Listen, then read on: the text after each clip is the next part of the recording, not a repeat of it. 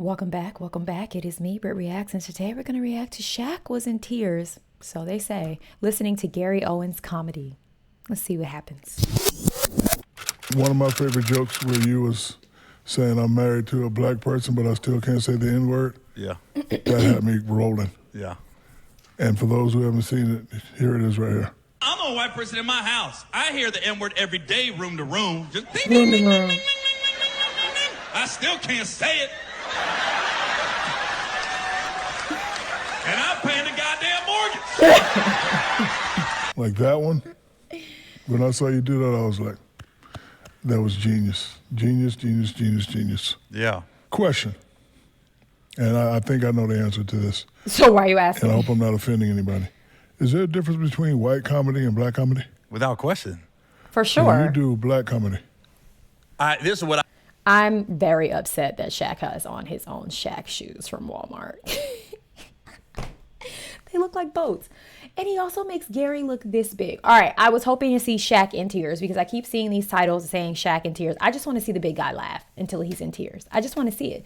But I think this is a story of him telling us that he was in tears. So I don't believe he was ever in tears. You want to see tears? Watch some of my comedy reactions where I'm hyperventilating and tears are strolling down my eyes. Okay, so this is clearly before Gary got divorced because I now know that he is not only divorced, but in the middle of a very, I think they're officially divorced, but they have some social media back and forth happening every now and then, he and the ex.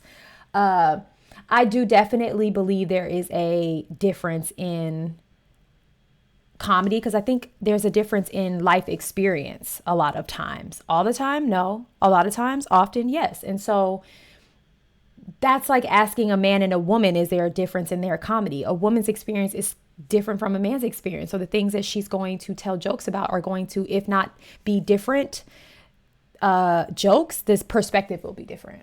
Do you know what I mean? So yeah, I definitely agree. I think the way he speaks in his, at least in that bit, you know, definitely lean towards a blacker audience. I think a black audience would find that joke funnier than a non-black audience. And I don't think that's racism. I think that's understanding your audience and the people who pay to see you, therefore paying that mortgage that he was just talking about.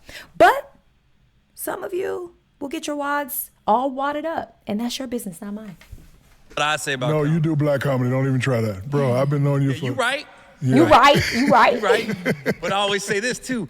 You don't choose your audience, they choose you. Hello. I can't be like, I'm gonna do Hello. comedy for black people and black people are gonna come out and see me. That's not up to me. No offense to the white comedians. I've only seen two white guys at the Comedy Store kill. You and Honest John. You remember Honest John? Well, he Oh, took I don't it know back. who Honest Remember John Honest is. John? Here's the crazy Who's part about Honest John. When I first got to LA in like the late 90s, right?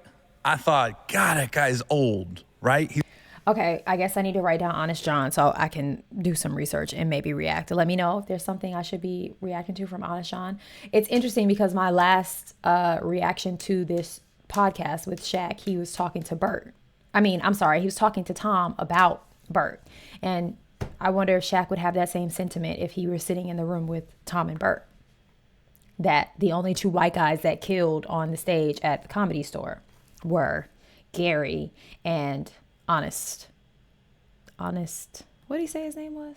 I forgot that fast. Remember Honest John? Here's the crazy part about Honest John. I'm about to write that down. Hold on. When I first got to LA in like the late 90s, right? I thought, God, that guy's old, right? He looked old. And then I looked him up in his age. I go, yeah, I'm the age of Honest John right now. When I first got to LA, that's like, That's I hope funny. nobody's showing up to LA going, Dang, dang, he's Gary, old." He did a joke one time. You remember that night joke he did? Which one? So he came in the Comedy Store one day. He said, man, I met night. The mother tried to intimidate me, so I wasn't intimidated. So I Suge went Knight? to the take me in the back room, and they pee in a cup. And was like, drink that piss. And I was like, put some ice in that.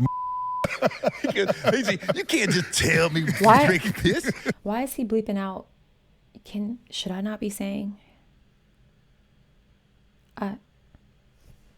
Why is he bleeping out his name though? Blank Knight. I know who he's saying. I don't know if you know, but I know who he's saying. Why are they blank? What? Ice in that. You can't just tell me to drink piss. You got to put ice cubes in it first. So you and him are the only people that I've seen kill and destroy a predominantly African American crowd. Oh, okay. When you first got in, He was saying kill for a crowd that was not of their likeness. Okay, understood. and destroy a predominantly African American crowd. Like when you first got into comedy, like did you start off with your people and then bring it over to my people? I mean, how'd that work out for you? Well, when I first started, I was in San Diego. I was in the Navy. And my first Oh, time, I didn't know he was in the Navy. I did 6 years. Stop it. I bet you when we first met, I was still active duty. I didn't get out till 98. You were in the Navy. I was on Comic View and in the Navy at the same time. Wow. I was stationed in San Diego and I would drive up to LA for my spots and then go How back long down I've and be been on the on you? base. Huh? That's what I like about you white people. I've been knowing you 20 years and I'm just now finding out you're in the Navy. Yeah, I was in the Navy, bro. You got a I wire guarantee on you? When we met, You got a wire I had on to be in you? the Navy active because I didn't get Do out. you have a wire on you or something? Hold on, No. bro. I was in the Navy.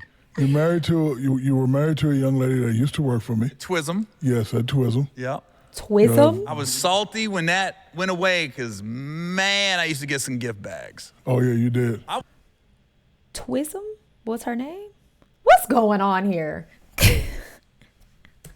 See, when that went away because, man, I used to get some gift bags. Oh yeah, you did. I was You did. Twism. I would go to the I know warehouse. you You were. wasn't there.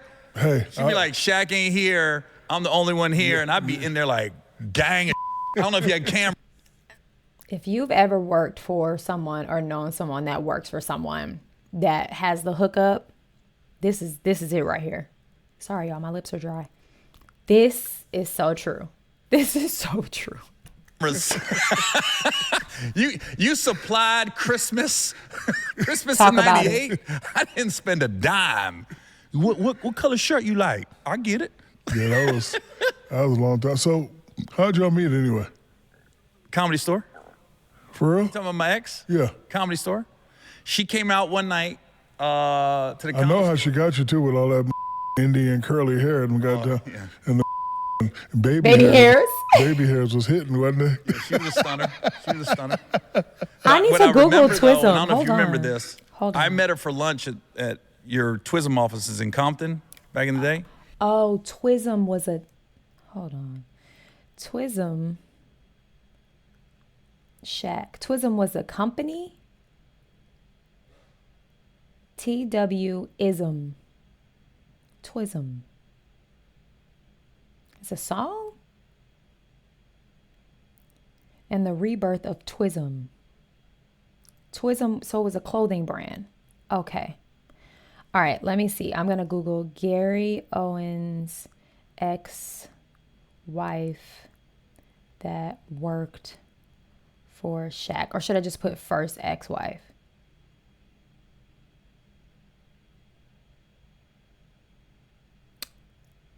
Hold on. Let me put first ex-wife. I'm so interested. Stuff like this, I will fall into a rabbit hole. Hold on. First ex-wife.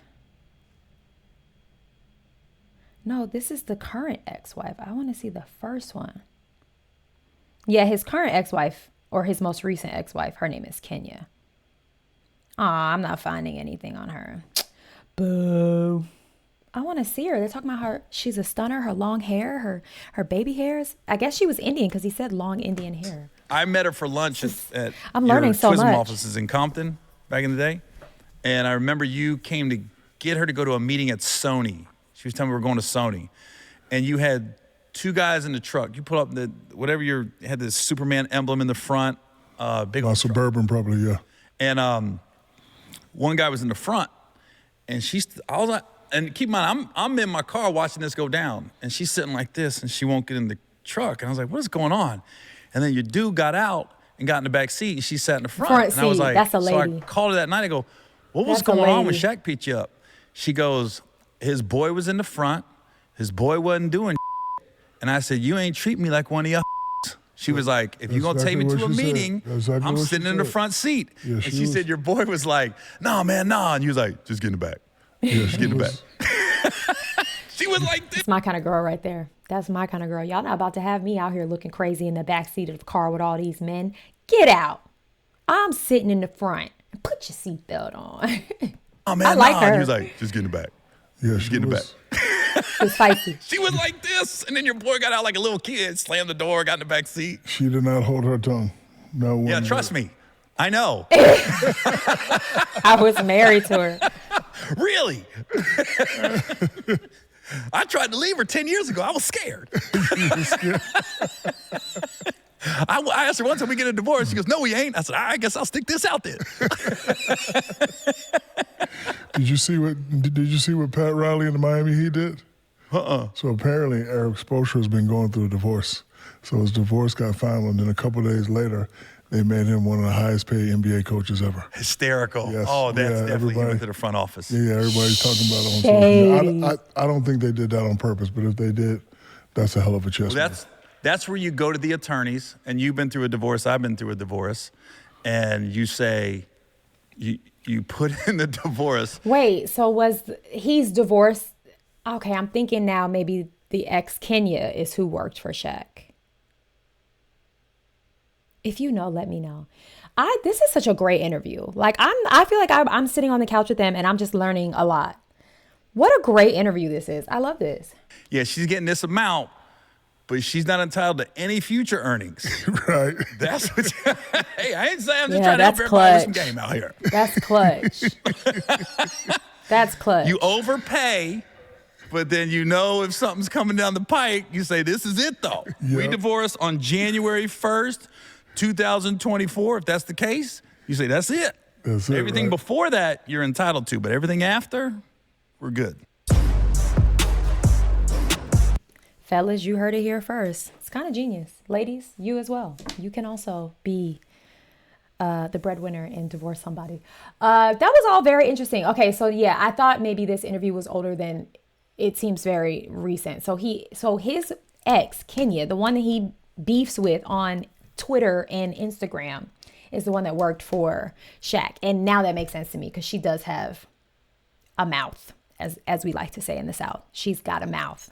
Anywho, I like this podcast. I feel like I like who he interviews. I like Shaq's kind of very relaxed take. I think it's great. All right. Well, that was fun. I hope you enjoyed it. Go on, have the day you deserve. Bye.